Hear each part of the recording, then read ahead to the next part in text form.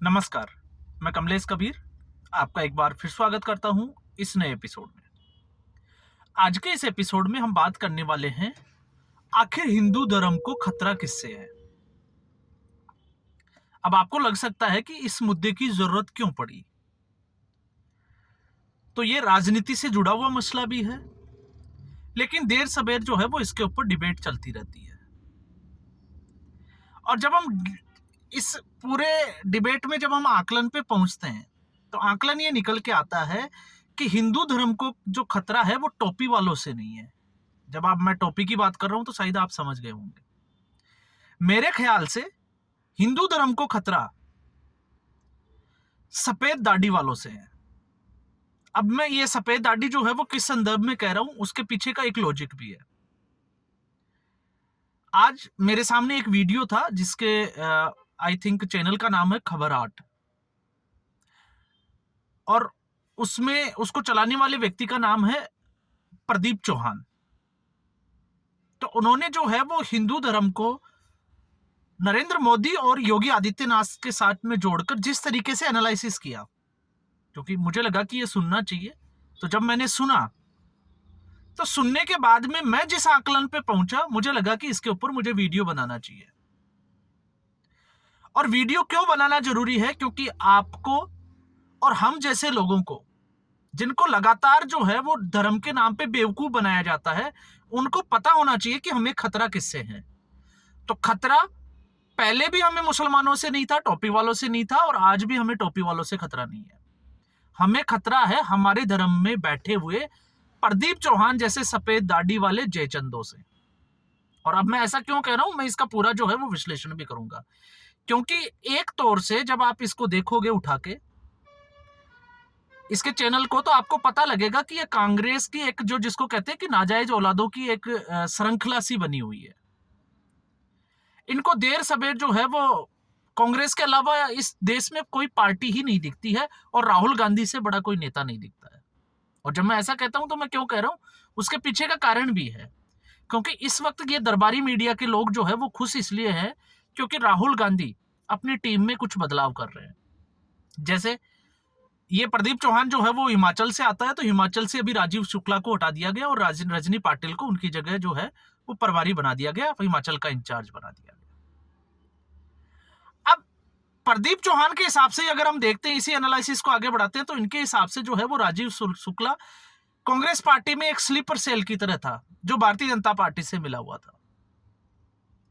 अब इन अकल के अंधों से कोई ये जाके पूछे कि सीएम सुक्खू को जब मुख्यमंत्री बनाया गया, तो विक्रमादित्य सिंह और प्रतिभा सिंह, क्योंकि कांग्रेस की राजनीति में हिमाचल में एक बड़ा चेहरा था वीरभद्र सिंह, तो आखिर प्रतिभा सिंह को नजरअंदाज क्यों किया गया? उसकी नाराजगी की वजह क्या थी? लेकिन इन मुद्दों पे जो है वो खैर इनसे कुछ बनते हुए, लेकिन इस एपिसोड में हमारा ये मुद्दा नहीं है। हम दूसरे इस एपिसोड में जो है वो इसके ऊपर बात कर सकते हैं।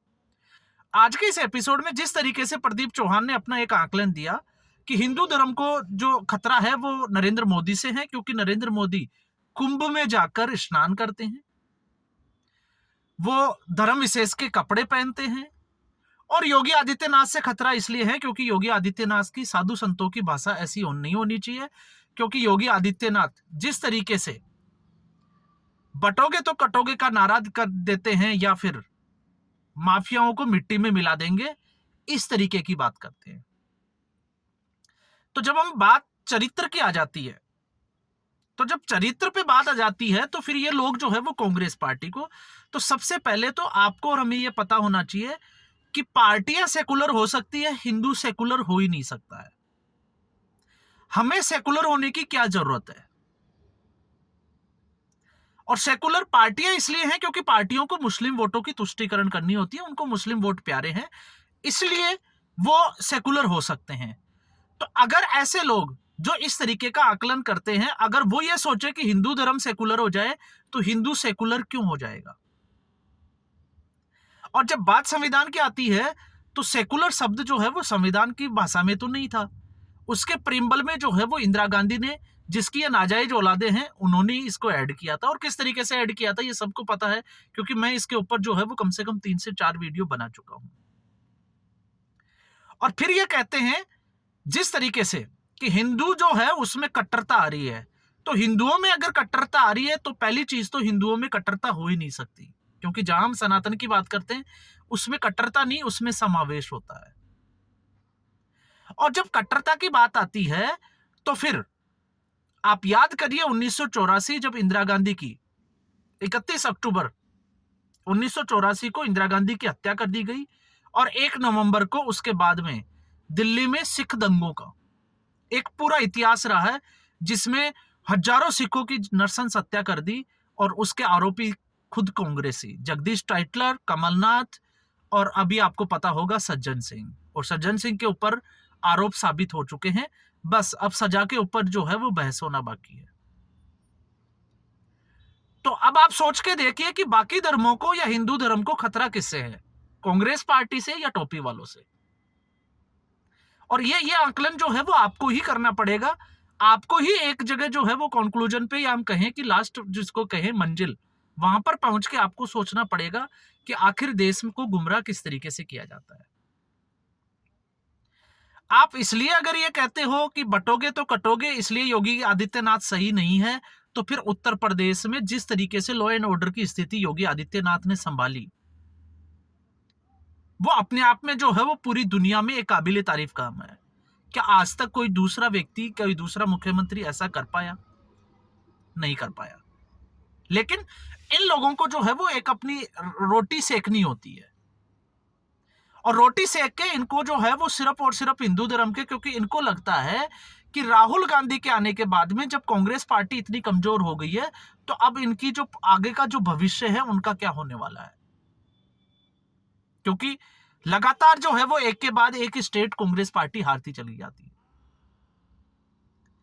अब जब ये कहते हैं कि योगी आदित्यनाथ और प्रधानमंत्री नरेंद्र मोदी जो है वो कट्टरता पेश कर रहे हैं इस देश को, उनकी भाषा शैली सही नहीं है, तो 1989 में जो कश्मीरी हिंदू थे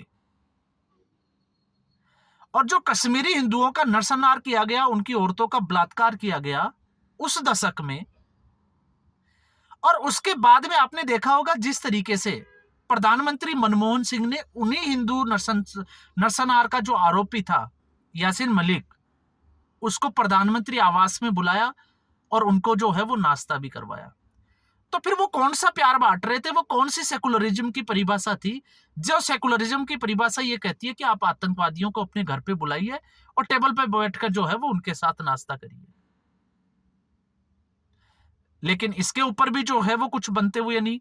और जब ये खड़ा करते हैं, सवाल खड़ा करते हैं आज महाकुंभ के ऊपर, तो आप सोच के देखिए, दुनिया का सबसे बड़ा महाकुंभ, और लगभग 50 करोड़ जो लोग हैं वो वहां पर स्नान कर चुके हैं। मैं कहता हूं कि सरकार जो है वो गलत आंकड़े पेश कर रही है। मान लेते हैं जी गलत आंकड़े पेश कर रहे हैं, तो 50 करोड़ नहीं तो 40 करोड़ लोग, 30 करोड़ लोग तो एक जगह इकट्ठे हुए होंगे। और जब 30 करोड़ लोग, जो सबसे ज्यादा आबादी वाला देश है, उसमें अगर इकट्ठे हो जाए, तो इस तरीके की घटनाएं, और ये यहाँ पे ही नहीं है, इस तरीके की घटनाएं जो है वो हर कहीं किसी भी देश में आप जाके देख लीजिए, मक्का मदीना तक में जो है वो लोगों के मारे जाने की खबरें आती है। लेकिन वहां पर इनको जो है वो ये लोग सेकुलर हो जाते हैं। अब हिंदू धर्म जाग रहा है तो इनको कट्टरता नजर आती है कि हिंदू धर्म में कट्टरता आ रही है। तो जब हिंदू धर्म में कट्टरता आ रही है तो फिर दिल्ली के जो 2020 के दंगे हुए थे, वो दंगे कौन सा प्यार प्रेम बांट रहे थे, कौन सी गंगा यमुना तहजीब की वहां पर बात चल रही थी? इन लोगों से अगर कोई ये पूछे तो इनके मुंह में जो है वो दही जम जाता है। फिर ये बात करते हैं इतिहास को पलटने की, और दूसरी ये बात करते हैं स्वतंत्रता सेनानियों को, क्योंकि इनको लगता है कि स्वतंत्रता सेनानी सिर्फ और सिर्फ कांग्रेस पार्टी के ही जो पूर्वज थे वही थे, इस देश में कोई स्वतंत्रता सेनानी नहीं था। तो फैक्ट्स आप जाके चेक करिए, जब 1857 की क्रांति का, या हम कहें कि अंग्रेजों के खिलाफ जो प्रथम स्वतंत्रता संग्राम हुआ था, जिसमें विद्रोह किया गया था, तो उसमें एक समाज और आगे था, और वो समाज था साधु संतों का समाज। और अंग्रेजों को पता था कि भारतीय संस्कृति में ऐसे लोगों को जिनको सम्मानित दृष्टि से देखा जाता है, उनका आप कत्लेआम, उनको आप कुचल नहीं सकते, दबा नहीं सकते। तो फिर इनका लिए क्या किया जाए कि ऐसा जो विद्रोह है उसको कंट्रोल किया जाए आने वाले समय के लिए, निकट भविष्य के लिए। तो अंग्रेजों ने बड़ी सात्विकता के साथ में एक पार्टी का गठन किया, और जो उस पार्टी को नाम दिया कांग्रेस। और उसका पहला जो प्रेसिडेंट वो आपको पता होगा एओ हुम को बनाया गया, लेकिन उसमें जबरदस्ती जो है वो इंडियंस को इसलिए डाला गया कि कल को अगर इस तरीके का कोई विद्रोह आता है तो उसकी मध्यस्थता करने के लिए आपके पास आपके जो है, चाहे चरण चुंबक कहिए, चाहे आपके पत्तल चाट कहिए, चाहे आपके चाटुकार लोग जो है वो उस स्थिति को संभाल लेंगे। ये कांग्रेस पार्टी का इतिहास है। और जब आप इसमें आगे बढ़ जाते हो तो उसके बाद में आप देखोगे कि जब कांग्रेस पार्टी के ये पत्रकार ये दावा करते हैं कि आज इतिहास को झुठलाने की बात हो रही है, तो इतिहास ये बताता है कि जिस तरीके से लोगों को जेलों में डाला गया, मारा गया, चाहे वो भगत सिंह हो, तो इनको ये पूछे कि भगत सिंह की फांसी क्यों नहीं रुकवा पाए। चंद्रशेखर को किसकी मुखबिरी के बाद में जो है वो मारा गया। इनको पूछना चाहिए कि महात्मा गांधी और जवाहरलाल नेहरू को जो है वो अंडमान निकोबार की जेल में क्यों नहीं डाला गया। उनको लाने और ले जाने के लिए अंग्रेज अपनी गाड़ियां क्यों भेजते थे। और फिर माउंटबेटन की जो पत्नी थी, जिसकी बेटी खुद अपनी पुस्तक में लिख चुकी है, पामेला हिक्स, और अगर आप उस बुक्स को पढ़ते हो तो 118 पेज नंबर से जवाहरलाल नेहरू का जो है वो गुणगान जो है वो बखान किया जाता है। इनकी भाषा में तो मैं गुणगान ही बोलूंगा। तो फिर जवाहरलाल नेहरू जो है वो हिमाचल की वादियों में माउंटबेटन और उसकी पत्नी के साथ में जो है वो कौन सा वेकेशन मना रहे थे, उसका क्या आधार था।